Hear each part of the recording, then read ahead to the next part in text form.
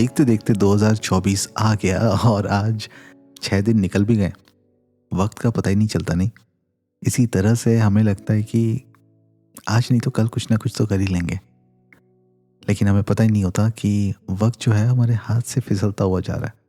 सोचिए आपके पास बहुत ज़्यादा टाइम होता तो कितना अच्छा होता नहीं? काश ऐसा होता। मुझे भी ऐसे ही लगता है कि बहुत ज़्यादा टाइम होता तो शायद बहुत कुछ कर लेते।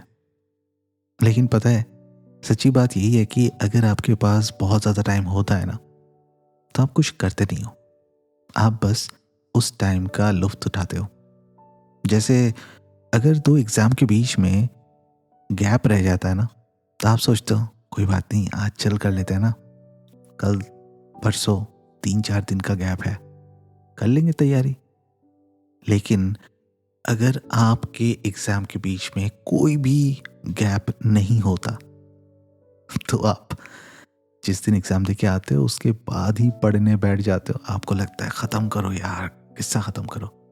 उस टाइम पे वो बहुत स्ट्रेसफुल रहता है, लेकिन जब एग्ज़ाम ख़त्म हो जाता है तो लगता है ख़त्म है, अब सुकून है। That's the beauty.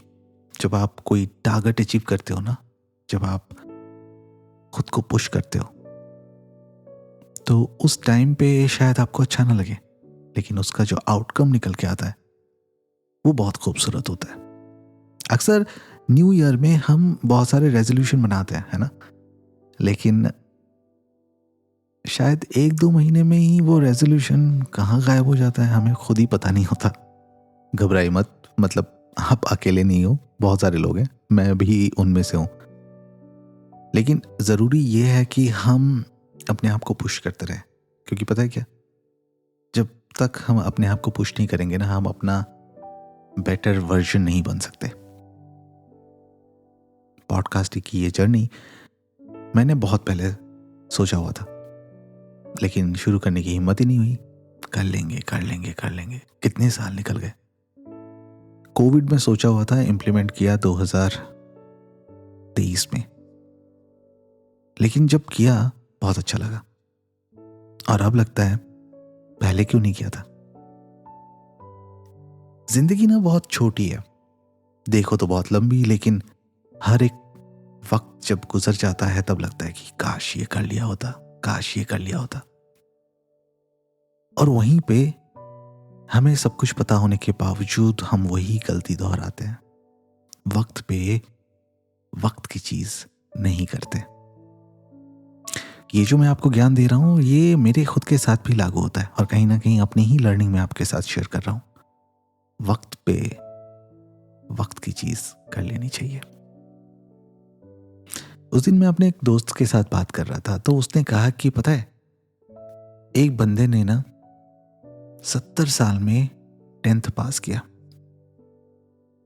मैंने कहा बहुत अच्छी बात है। अब उसका एग्जाम्पल मैं इसमें इसलिए नहीं दे रहा कि वो कोई अच्छी बात है बुरी बात है, मैं ये कह रहा हूं एक नजरिए से देखो तो कितनी अच्छी बात है कि बंदे में जज्बा था, उसने कंप्लीट किया अपना 10th 70 साल की उम्र में।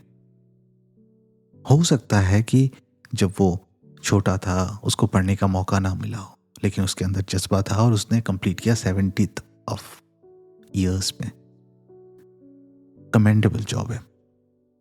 लेकिन मान लीजिए कि आपके पास वक्त है, साधन है, सुविधाएं हैं, लेकिन आप वो चीज नहीं कर रहे अभी, और एक टाइम के बाद जाके आपको लगता है कि कर लेना चाहिए और कर लेते हैं।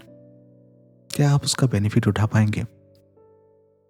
सिर्फ अपना एक सेटिस्फैक्शन शायद आपको मिलेगा, लेकिन बेनिफिट नहीं उठा सकते।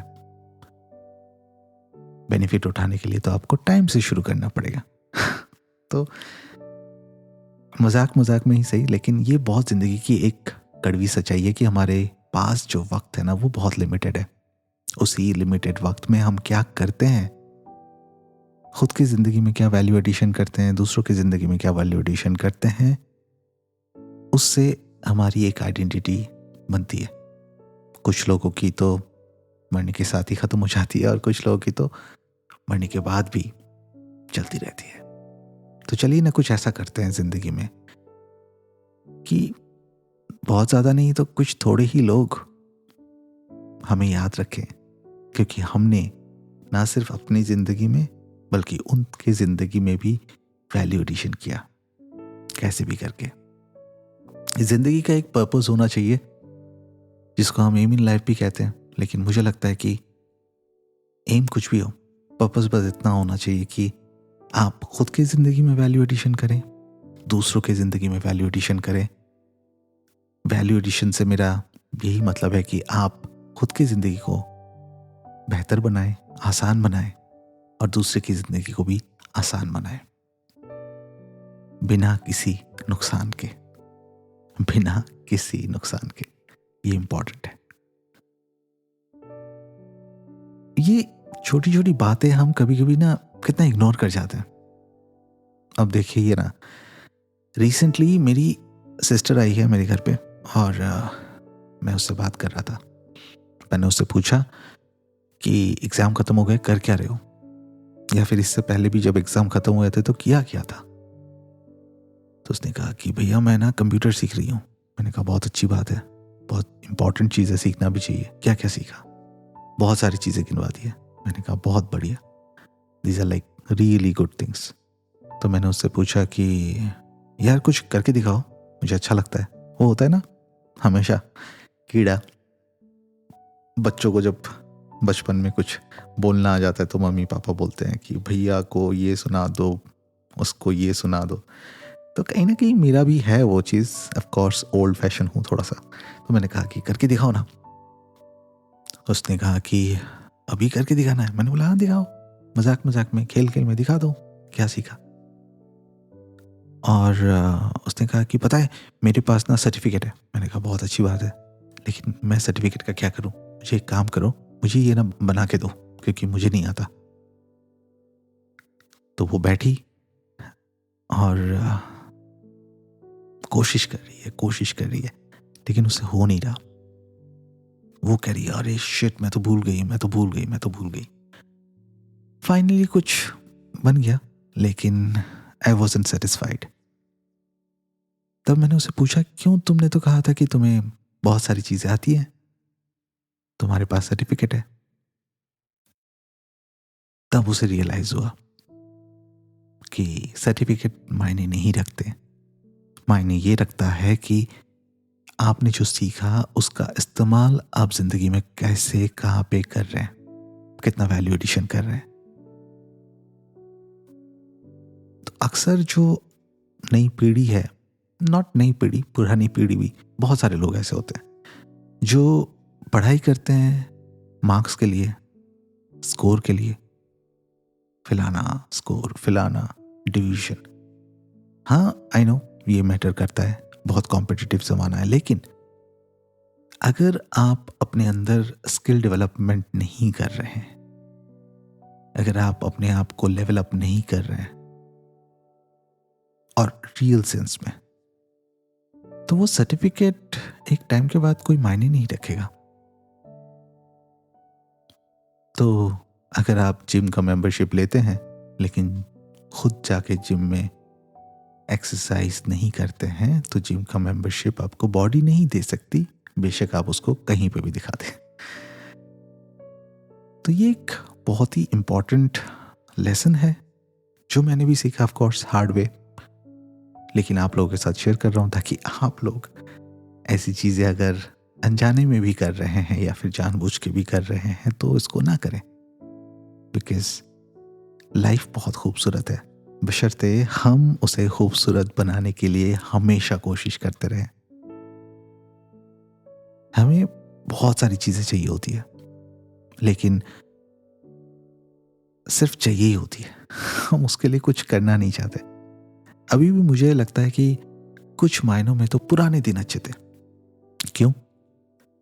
क्योंकि मुझे अभी भी याद है कि जैसे हमारे पुराने टीचर्स होते थे, वो पता है क्या बोलते थे कि आप ये अचीव करो तब आपको ये मिलेगा, you get a reward for every effort that you put in.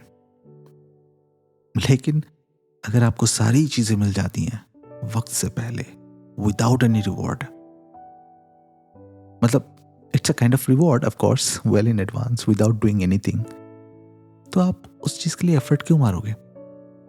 Platter में अगर आपको सब कुछ मिल जाता है तो आप उसके लिए एफर्ट क्यों मारोगे? इसीलिए आपको डिजर्विंग होना बनता है। कहते हैं ना बॉलीवुड में नेपोटिज्म, अरे भाई नेपोटिज्म तो हर जगह पे है। हमें तो अपने पापा की दौलत चाहिए, शोहरत चाहिए, फ्री में मिल जाना चाहिए, है ना? ऐसा नहीं होता।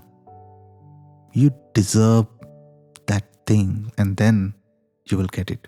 ऐसे भी लोग हैं जो टैलेंटेड है, जो अपने दम पे बहुत कुछ कर सकते हैं। अगर उनको पहचान मिल गई किसी वजह से और वो वहां से शुरू करते हैं, कोई गलत बात नहीं है, क्योंकि टैलेंट की कमी नहीं है। लेकिन अगर टैलेंट की कमी है तो वहां पे चैलेंज है। तो इस नए साल में आई एम श्योर कि मेरे बहुत सारे अलग अलग एज ग्रुप के लिसनर्स हैं, लेकिन ये टारगेट मैं उन लोगों के लिए करना चाहता हूं जो अपनी जिंदगी में बहुत कुछ करने के लिए उम्मीदें तो बनाए बैठे हैं, लेकिन कुछ करने के लिए जो कंसिस्टेंसी चाहिए होती है वो नहीं कर पा रहे। हमें अपने आप को रीअश्योर करना है कि we know everything, probably we can learn everything, but the only thing that is stopping us is that we are not consistent, we are not focused, and we are only wishing good for ourselves without doing anything. Give it a thought and start this new year with a high spirit, with high sense of positivity, क्योंकि आप बहुत कुछ कर सकते हैं, बस आपको करते रहना पड़ेगा। और अगर आपने अभी तक शुरू नहीं किया है तो आपको शुरू करना पड़ेगा। With that note I wish you all a very happy new year. मिलते हैं जल्दी एक नए एपिसोड के साथ। अगर आप मेरे इस पॉडकास्ट में नए हैं तो इसको फॉलो करके रेट कीजिएगा, कमेंट पे अपने भावनाएं व्यक्त कीजिएगा। हर प्लेटफॉर्म में ये अवेलेबल है, उसको फॉलो कर लीजिएगा और इसको सुनिएगा। अगर आपको कुछ वैल्यू एडिशन मिलता है तो अपने सर्कल में इसको ज़रूर शेयर कीजिएगा। This is Piyush signing off for now.